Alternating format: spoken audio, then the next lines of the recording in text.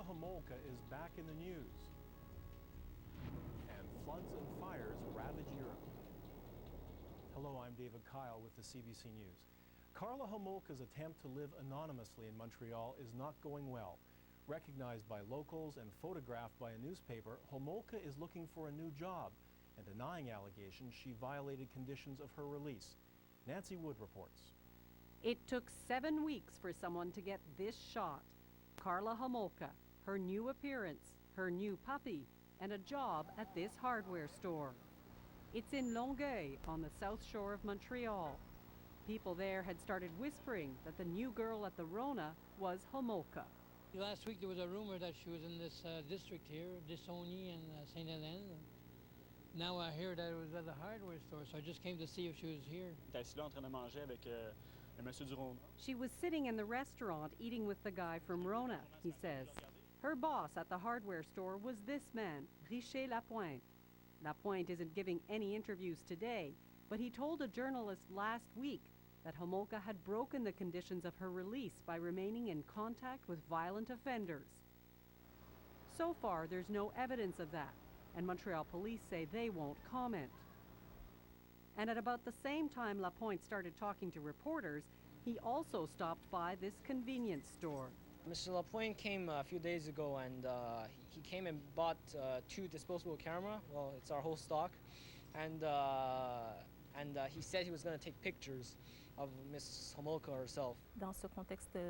Today, Homolka's lawyer said her client had respected her conditions, and it was the police who warned her last Friday to get away from Lapointe. He has a criminal record and is due to appear in a Longueuil courtroom Wednesday on new charges he threatened his ex-wife. Nancy Wood, CBC News, Longueuil, Quebec. We can expect a winter election in Canada. Prime Minister Paul Martin says he'll keep a promise to go to the polls 30 days after the Gomery report is delivered. That's the report on the sponsorship scandal. It's expected before the end of the year. The people who put on festivals and sporting events are hoping a ruling by the Quebec Court of Appeals means they'll get more sponsors. The justices upheld most of the federal law on tobacco advertising yesterday, but they ruled the part that stops tobacco companies from supporting events is unconstitutional. Matthew Pace has the story. Look around the court at the World Beach Volleyball Grand Slam and you won't see any tobacco ads. Organizers worked the phones for months to raise money from sponsors. They would have liked to call one of the big 3 tobacco companies. They knew better. In terms of money, obviously, that would just increase the pool that we would have to access sponsorship dollars. Access to those dollars could change after a ruling by the Quebec Court of Appeal. Justices upheld most of the federal law on tobacco advertising, including labels warning about the health hazards of smoking. But they say parts of the Tobacco Act restrain the manufacturer's freedom of expression. The justices ruled it's unfair to ban tobacco firms from displaying their company name when sponsoring an event, though product names are still prohibited. The people who run the major tobacco companies won't comment, but we did receive this communique. Imperial Tobacco Canada is pleased with the Quebec Court of Appeal's decision, it says, particularly its acknowledgement that we have a right to communicate with adult smokers. Anti-smoking groups worry tobacco companies will take advantage of the eased restrictions. We want to maintain those legislation, and we don't want to give any opportunity to the tobacco industry to, again, promote their products. He says he expects tobacco companies will appeal the ruling to the Supreme Court, but you shouldn't expect to see tobacco logos around this court anytime soon. Matthew Pace, CBC News, Montreal. A trade war could be developing between Canada and the United States. The federal government is threatening to slap tariffs on some American products exported to Canada. The U.S. is refusing to pay back $5 billion in tariffs on softwood lumber that Canada says have been collected illegally. Industry Minister David Emerson says that's like playing dirty hockey. Here's what he said. When somebody slams you into the boards with undue force and aggression, you take their number. I think we've got to take their number. Emerson and the federal cabinet are meeting in Saskatchewan. Here are the latest business numbers.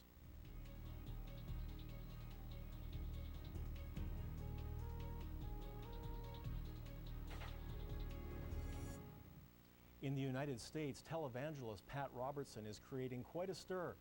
He suggested the government should kill the president of Venezuela, Hugo Chavez. We have the ability to take him out, and I think the time has come that we exercise that ability. We don't need another $200 billion war to get rid of one, strong-armed dictator. It's a whole lot easier to have some of the covert operatives do the job and then get it over with. His statement is drawing criticism from religious leaders and government officials. The U.S. Secretary of Defense Donald Rumsfeld was asked today if he knew of any plans to assassinate Chavez. Not to my knowledge, and I would think I would have knowledge. Certainly it's against the law. Our department doesn't do that type of thing. He's a private citizen. Private citizens say all kinds of things all the time. Extreme weather is displacing thousands of people in Europe. While a drought is feeding huge fires in Portugal, heavy rain is feeding raging rivers in other countries. Nancy Durham reports. It is a summer of extreme weather. Water-ravaged Moldova on the eastern edge of Europe looks as if it's being swept away. It's not alone. After days of heavy rain, flooding has devastated parts of Austria, Germany, and Switzerland. Several people are dead or missing, many more injured, and hundreds have fled their homes. Amid the devastation, a moment of hope. A woman trapped inside this car is rescued. The contrast could not be greater in Portugal, where water is so desperately needed. They've been battling fire for days here, the people doing all they can by any means. The President of Portugal has asked employers to free workers for firefighting duty. European neighbors have also come to the rescue with Canadian-made water bombers to help a country with no such aircraft of its own. At least 15 people have died in Portugal, and tens of thousands of hectares of fertile land have been stripped of their crops and livestock. Roads that are normally filled with summer visitors are now reserved for emergency vehicles as Portugal does its best to quell the flames in Europe's season of destruction. Nancy Durham, CBC News, London. Israel has completed its historic pullout of Gaza and parts of the West Bank. Settlers protested as they were dragged away from the last two settlements, but overall, Israeli authorities say there was less violence than expected. The entire evacuation of 25 settlements in Gaza and the West Bank was completed ahead of schedule. In Mumbai, India, this apartment building collapse killed at least 11 people. It happened overnight when most of them were asleep. Rescuers pulled many from the rubble, but at least 20 remained trapped inside the 100-year-old structure. Building collapses, especially during the annual monsoon, are common in Mumbai. More than 16,000 dilapidated buildings have been declared unsafe. Here at home, food banks across the country are suffering through a familiar summer crisis. Too many mouths, not enough food. As Heather Robinson reports, the situation is especially grave in the Maritimes. Gail Gallant knows it's not enough, but for the families depending on this food, all she can do is keep filling the boxes with whatever there is left in the food bank. This is for 4 people, 3 adults and 1 child. For how long? Nutrition. They're allowed to come twice a month. Moncton's Open Hands Food Bank is going through a state of crisis. Its shelves are running dry, donations are down. There are more people showing up at the door. 200 the first week of the month, almost double the usual numbers. I have never seen it this bad. Never. When I feel like crying because we don't have food to put in the boxes. Across the city at another food bank, it's the same thing. In I'm sure another few hours will be empty here. And this is why it's happening. Higher energy costs and higher gasoline prices are driving more people to food banks for the first time. And it's not just in Moncton. Food banks throughout the Maritimes are in trouble. They barely have enough money to pay the operating costs to keep their buildings open. And now, with school about to start, food banks are begging the public to donate children's snacks like oatmeal and peanut butter. As many seniors and the working poor across the Maritimes make their way to a food bank for the very first time, people here are worried they may have to turn them away with nothing. Heather Robinson, CBC News, Moncton. This next story may sound like a big fish yarn, but the guy telling it has the pictures to prove it. This is Michael Hayes hooking into the biggest tuna he's ever seen. The fish was caught off the west coast of New Zealand. Hayes is waiting for the results of a DNA test to make sure that it is a Pacific bluefin tuna. At 268 kilograms, it would set a new world record. I knew it was a good fish, but didn't realise it was so big until then we tried to get it actually on the boat, and 5 of us couldn't even hardly move it. It only took Hayes 2 hours to land the fish. He plans on having it mounted at his fishing club. And that's the CBC News. Stay with us now for more on today's top international stories from BBC. President Bush says Iraq's Sunnis have to choose between living in freedom and living in violence as efforts continue to agree a constitution. American embarrassment as the former senior Republican Pat Robertson calls for the assassination of the Venezuelan. Israel completes the pullout from parts of the West Bank. Settlers are removed from the last 2 outposts. Kofi Annan visits famine-stricken Niger to see the effects of plague and drought.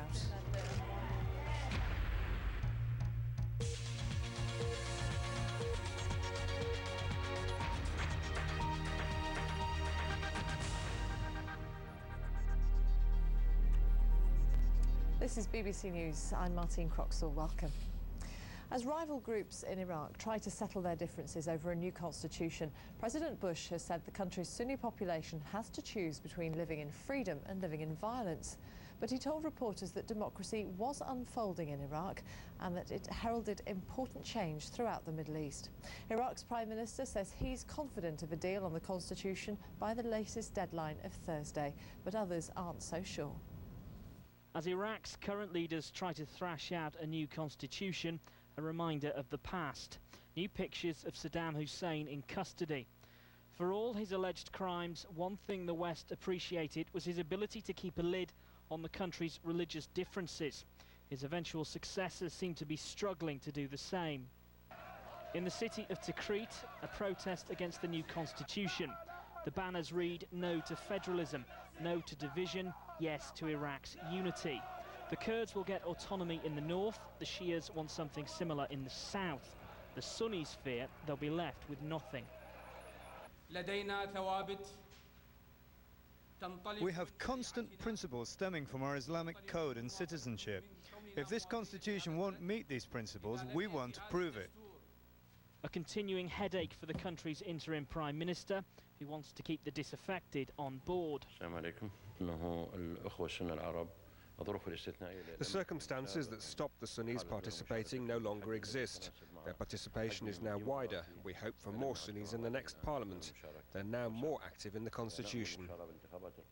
Across the country, people register to vote. Whatever the parties eventually come up with, the people will have the final say in a referendum. And this is a process that has consequences that reach out much further than the borders of Iraq. This is a hopeful moment. And, you talk about, the Sunnis rising up. I mean, the Sunnis have got to make a choice. Do they want to live in a society that's free? Or do they want to live in violence? Of course, many are living in violence now. More attacks, more deaths, this time in Bakuba and Baghdad. The parties have until Thursday to agree a deal. The people of Iraq will hope they can meet that deadline. Tim Allman, BBC News. The United States has sought to distance itself from comments made by the right-wing evangelist and former senior Republican Pat Robertson, who said US agents should assassinate the Venezuelan President Hugo Chavez. The US Defense Secretary Donald Rumsfeld denied that the Pentagon had considered assassinating Mr. Chavez, an outspoken critic of Washington.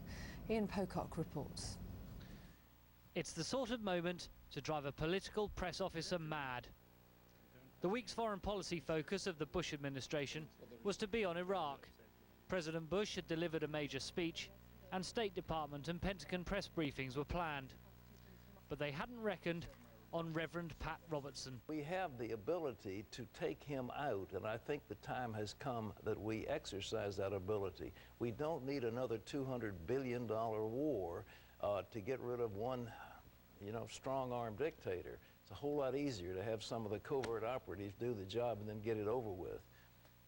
So on Wednesday, instead of pressing home their message on Iraq, the administration was forced to answer questions and distance itself from Reverend Robertson's comments. I would say that Pat Robertson is a private citizen and that his views do not represent the policy of the United States. that we do not share his view and that his comments are inappropriate. And despite his best efforts, even the Secretary of Defense, Donald Rumsfeld, could not avoid the subject. What were your reactions to those remarks, and has that ever been considered? Not to my knowledge, and I would think I would have knowledge. Certainly it's against the law. Our department doesn't do that type of thing. He's a private citizen. Private citizens say all kinds of things all the time. Pat Robertson's comments also drew a quick rebuke from the Venezuelan government. His statement demands the strongest condemnation by the White House. Mr. Robertson calls that U.S. government covert operative murdered President Hugo Chavez is a call to terrorism. Venezuela demands that the U.S. abide by international and domestic law and respect our country and its president. The comments come at a difficult time for US-Venezuelan relations. President Chavez has increasingly irritated US officials with angry rhetoric against what he calls American imperialism, and his increasingly close ties to countries such as Cuba and Iran. The Venezuelan president is due in New York next month for the UN General Assembly. Mr. Robertson's comments seem likely to ensure a difficult visit. Ian Pocock, BBC News. Peter Hakim is president of the Inter-American Dialogue think tank in Washington. He says Mr. Robertson's words will do little to allay suspicions in Latin America about US policy in the region. Well, certainly that's going to be the view of a lot of people in Venezuela and maybe even across Latin America, that Pat Robertson saying something like this suggests that there are influential Americans, and Pat Robertson is certainly influential, are out to get Chavez one way or another. Diplomatic relations between Washington and Caracas have been tense, to say the least. How much does this sour matters even further?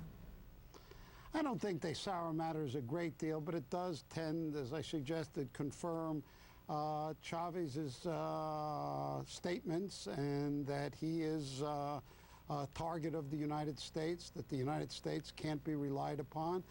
I think it's easy for Donald Rumsfeld to say that Pat Robertson is a private citizen, but he's a private citizen that ran for the presidency of the United States. He's a very influential Republican, and what he says is, imagine, for example, if a religious leader in Pakistan or in Venezuela called for an assassination of President Bush, what kind of reaction there would be here in the States. The Venezuelan vice president has said that Washington will be guilty of double standards on terrorism if it doesn't take action against Mr. Robertson. As a Christian evangelist, as say it would against a Muslim cleric, what kind of action do you think it should take? Well, I think one has to discount a little bit. This is a sort of softball that was thrown to the Venezuelans, and they're going to hit it as hard as they can, and they're going to polemicize this as well. I don't think anything. I think they're carrying it a little beyond what it deserves. Mr. Chavez has accused Washington of conspiring to topple his government. Surely this just lends weight to some of his claims, doesn't it? Well, it certainly will be taken as that within Venezuela. It sort of tends to make him happy because it's clear that there are real enemies and they occupy influential positions in the United States. And later in the programme, we'll be looking at the policies of Hugo Chavez in more detail. The Peruvian president, Alejandro Toledo, has confirmed that only 20 to 30 people have survived the crash of an airliner in the Amazon region of the country. The plane came down near the town of Pucallpa after taking off from Lima. The government says the plane, a Boeing 737 operated by the state airline, was carrying a total of 100 people. Brazilian officials say they don't believe the London police have withheld information about the killing last month of a Brazilian man mistaken for a suicide bomber. The family of the man, Jean-Charles de Menezes, have accused London's police chief of a cover-up, something the police deny. The Brazilian officials were speaking after they were briefed by senior police officers about the shooting. France, Britain and Germany have called off talks they were to have had with Iran in a week's time on Tehran's nuclear programme. The French Foreign Ministry said the cancellation was because of Iran's recent decision to resume uranium conversion work after a 9-month freeze. However, an independent report conducted by American scientists and government experts found no clandestine activity. The United Nations Children's Agency, UNICEF, has warned that the polio outbreak in Indonesia is still spreading and could travel beyond the country's borders. More than 200 cases of polio have been confirmed in 5 Indonesian provinces since the outbreak began in April. UNICEF says Indonesia's size and its large number of migrant workers meant the virus could spread to other countries in the region and even globally. Israel has completed its pullout of settlers from Gaza and parts of the West Bank. The remaining ultra-nationalist protesters were forcibly removed from the settlements of Sanur and Homesh on Tuesday by police using cranes and bulldozers. President Bush called on the Palestinians to take the next step by reforming their government and security forces in Gaza. After years of deadlock, this was a day of change in the Middle East, born amid the flames. They moved in to finish Israel's historic pullout. Settlements built over decades have been swept aside in days, and Israel did not rupture. Today, in the synagogue of Sanur, extremists waited for the ritual of being carried away. The settlements have always been an obstacle to peace, only to be touched far in the future. The past week has buried that. More police and troops are now streaming in. They're here in strength. They've got the settlers massively outnumbered. This is a place where they didn't want to take any chances, but so far there's no sign of the kind of tough resistance they were expecting. In the end, the settlers went with rage, not bloodshed. America calls this a hopeful story, and the Israeli and Palestinian leaders will meet soon. But Israel has made its big move and has no appetite for going further. The Prime Minister Ariel Sharon thanked his troops before they finished the job. The pullout has shown his strength and improved his image, but he's still occupying the West Bank, and he's kept many more settlements than he's given up. There were cages to take the last of the hardliners from the roof of an old British fortress. With their defeat, pressure shifts to the Palestinian leader Mahmoud Abbas. What he gets is Gaza and all its problems. Orla Guerin, BBC News, Sanur. The United Nations Secretary-General Kofi Annan is visiting the West African state of Niger to see how the aid operation is helping fight famine. The crisis continues to blight one of the world's poorest countries despite international efforts to help. James Copnell reports from Abidjan. A day after Médecins Sans Frontières criticised the UN operation in Niger, Kofi Annan visited one of MSF's emergency food centres in the east of the country. MSF has accused the UN of failing to provide food to the people who really need it. Some 2.7 million Niger residents are estimated to face food shortages following drought and a locust invasion. The UN Secretary-General was here to see for himself. Mr. Annan visited the town's hospital and a nearby village which has been severely affected by the crisis. Mr. Annan made it clear that solving the problems in the second poorest nation on earth will require sustained effort. I think it is important that we as international community work with the government to deal with this emergency, not just in the short term, but work also on the longer term issues of food security.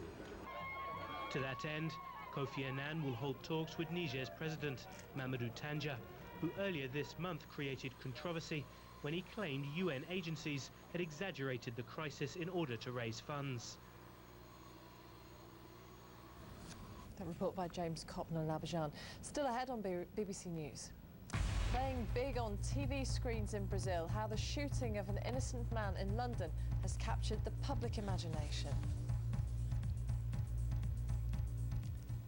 The funeral of a monk regarded as one of the leading ecumenical figures of the 20th century has taken place at the site of the religious community he founded in France. Thousands of people attended the service for 90-year-old Roger Schutz, known as Brother Roger. They came to Taizé in their thousands from around the world, just as they had during Brother Roger's life. With the church itself packed full, most braved the rain to follow the event on a large screen outside. Many people, especially the young, had arrived early to secure a good place. Brother Roger's coffin was laid before the altar in the Reconciliation Church, close to the very spot where he was attacked and killed last week. Politicians and church leaders representing all denominations of the Christian church were among the mourners. From its origins as a refuge for people fleeing World War II, Brother Roger's community at Taizé grew into a pilgrimage site visited by tens of thousands each year.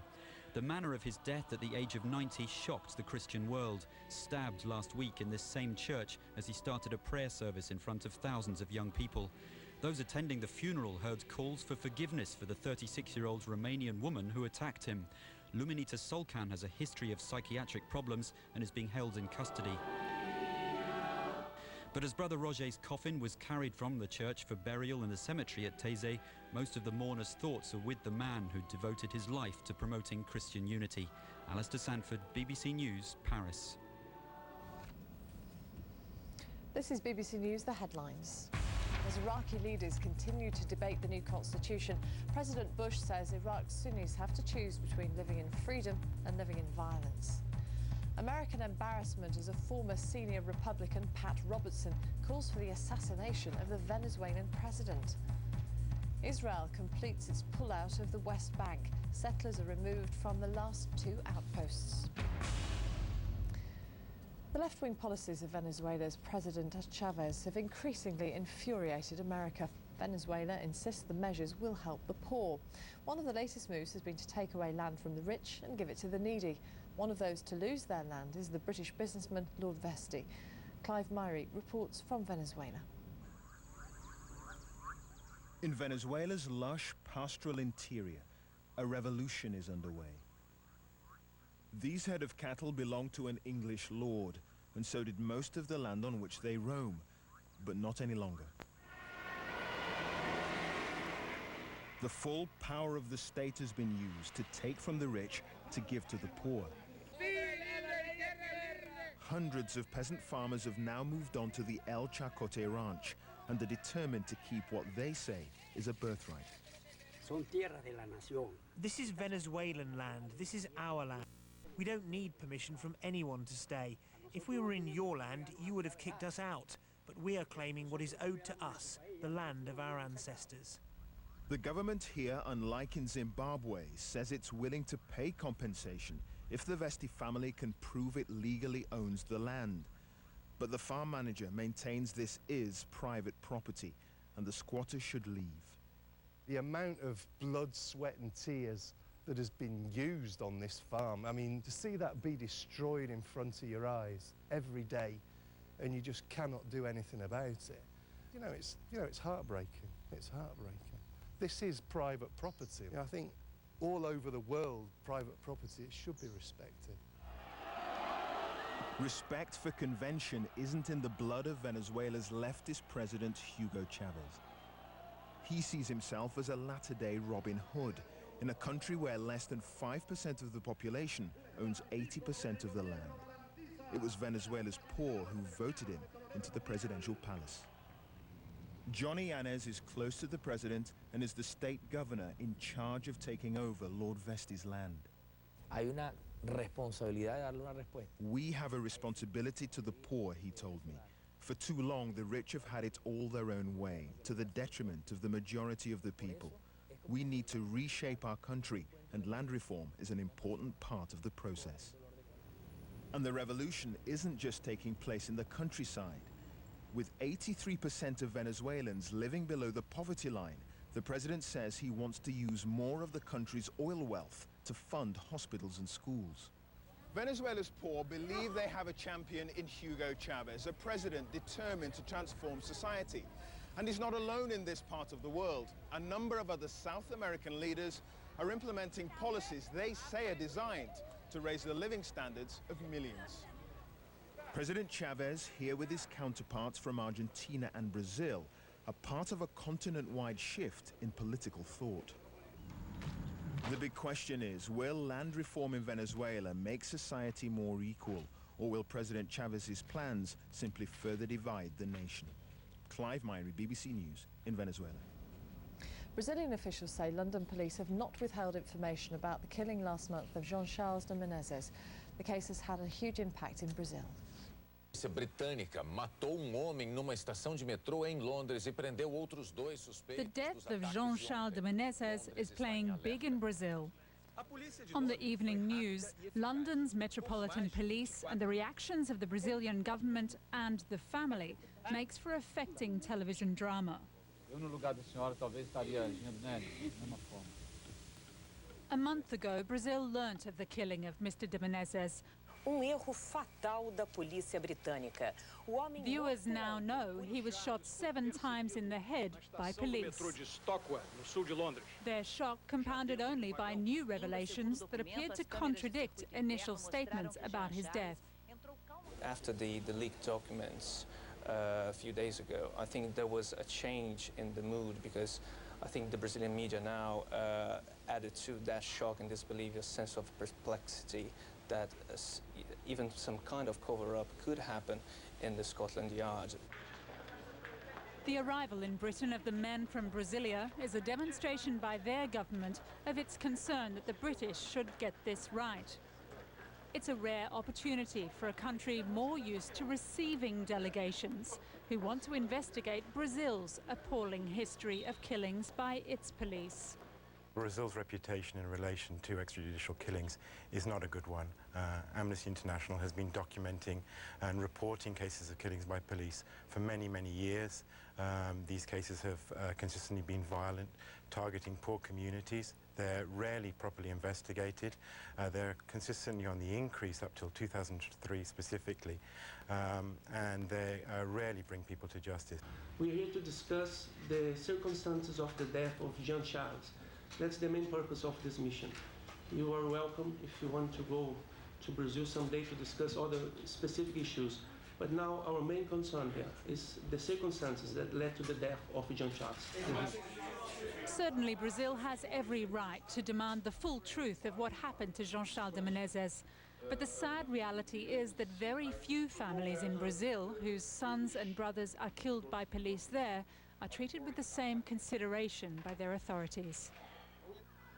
The Brazilian government is trying to reform the police with Britain's support.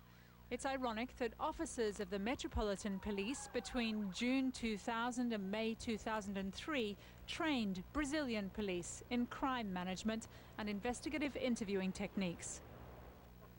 But the government of Ignacio Lula da Silva is running out of time to put any improvements into practice. The Prime Minister, who came to power 3 years ago, might be impeached over a corruption scandal. The only issue diverting attention from that crisis is this controversy surrounding Jean-Charles de Menezes and his tragic death in Stockholm.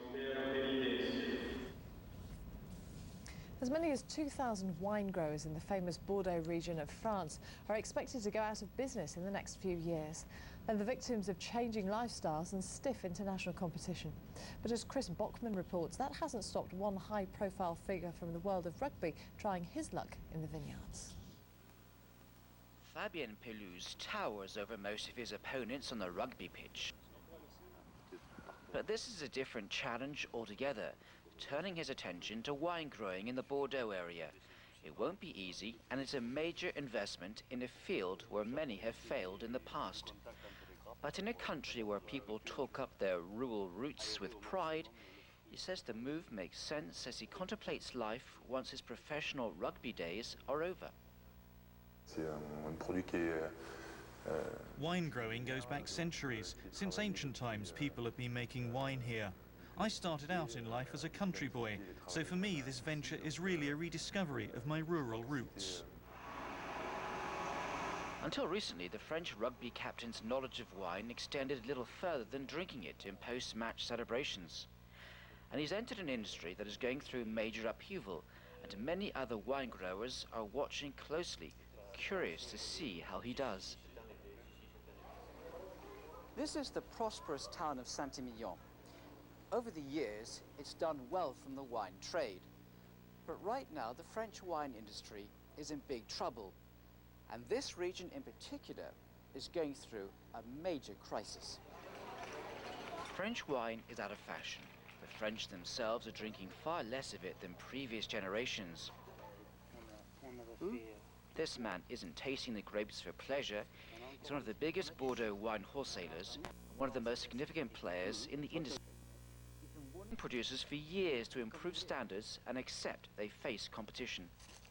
People recognize that there is competition from South America, from Australia, from Spain, from Italy, and that the time where France was probably the only country to export wine, I mean, at a certain level, this time is finished. We are not the only one. Fabien Pelouse does not scare easily, and he may be onto something. Like urban house prices elsewhere, vineyard values here soared. The bubble burst 2 years ago. The land halved in price, which is when he bought in. Chris Botman, BBC News, Bordeaux. And finally, some very happy New Zealand fishermen are celebrating a catch that could see them in the record books. This 268-kilogram bluefin tuna took 5 people 2 hours to haul the huge fish on board. The tuna has now been frozen until a DNA test can confirm if the catch has set a new world record. A reminder of our main news.